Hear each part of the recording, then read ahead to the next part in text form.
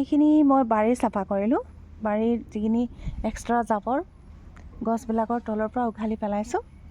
তো ইয়াত বিশেষ মন কৰিবলগীয়া কথা হ'ল যে আমি যে উঘালি পেলাওঁ বাৰীৰ পৰা জাবৰবিলাক, তো কিমান আপোনালোকে দৰকাৰী গছ নজনাকৈ উঘালি পেলাই অকণমান মই দেখুৱাই থওঁ, যিহেতু মই ভালকৈ জানো।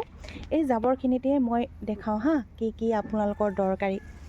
এতিয়া এই গছজোপা চাওক, এই গছজোপাৰ নাম কি জানে? কণা শিমলু বুলি কয়।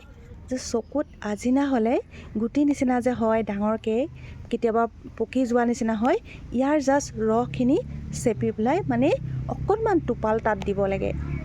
এইজোপা কণা শিমলু দেখিছেনে? কোমল ঠাৰিৰ এনেকুৱা হয়। মই উঘালি পেলালোঁ, মোৰ বহুত আছে সেইকাৰণে।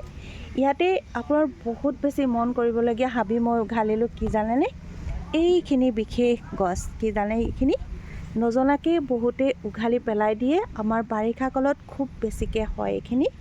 তো কি কয় জানেনে? বন আমলখি বুলি কোৱা হয় অসমীয়াত এই গছজোপা। আমলখি লাগি আছে দেখিছেনে? গতিকে নজনাকৈ আপোনালোকে বহুত মানে উপকাৰী, যিটো লাখ টকাৰ মেডিচিন বুলি ক'লেও ভুল কোৱা নহ'ব। যে গুগলত চাৰ্চ কৰি ল'ব, মই সিমানেই ক'লোঁ যে কিমান বেছি আপোনাৰ উপকাৰিতা আছে এইখিনি বন আমলখিত। মই এইটো কাৰণে উঘালি দিছোঁ, আমাৰ ঘৰত অজস্ৰ আছে। যে ৰামদেৱে যদি পালেহেঁতেন মোৰ এই গছখিনি, তো কিমান লাখ টকাৰ ইনকাম কৰিলেহেঁতেন। মই দেখাই আছোঁ ৰ'ব দেই। তো মই এইখিনি উঘালি পেলাইলোঁ, এক্সট্ৰা এইখিনি মোৰ বহুত বেছি আছে হয়নে? প্ৰথমতে মই কৈ থওঁ এই গছখিনি মই এইফালে ছাইডত তথাপিও বহুত আছে, যদিও মোৰ পেলাবলৈ বেয়া লাগিলে। বহুত ডাঙৰ হৈছে, সাৰ পাইছে আচলতে আমাৰ ঘৰত, বহুতে ডাঙৰ হৈছে দেখিছে। গতিকে মই এইখিনি অলপমান থৈ দিলোঁ ছাইডত, জাষ্ট ময়ো ইউজ কৰিম। কিমান ধুনীয়াকৈ আমলখি নিচিনাকৈ লাগিছে চাওকচোন। ইয়াক মানে হিন্দীত কোৱা হয় ভূমি আমলা বুলি কোৱা হয়। আপোনালোকে ভূমি আমলা বুলি চাৰ্চ কৰিলে অজস্ৰ ভিডিঅ' পাই যাব ইয়াৰ।